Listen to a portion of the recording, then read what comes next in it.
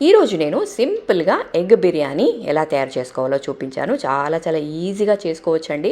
అంటే first time మీరు చేస్తున్న వాళ్ళైనా లేకపోతే బ్యాచిలర్స్ అయినా ఎవరైనా ఈజీగా చేసుకునేటట్టు చూపించాను. సో తప్పకుండా చూడండి ఈ వీడియో. ఎవరైనా వీడియో చూడకుంటే చూడండి, లేదంటే కింద మీకు లింక్ ఇస్తాను. జస్ట్ మీరు ఆ లింక్ ప్రెస్ చేయండి, డీటెయిల్డ్ వీడియో వస్తుంది. స్కిప్ చేయకుండా చూడండి, మీరు కూడా ఈజీగా చేసుకోవచ్చు. చాలామంది బిర్యానీ చేసుకోవాలి అంటే రైస్ని ఉడికించడంలోనే వాళ్ళకి ప్రాబ్లం వస్తుంది.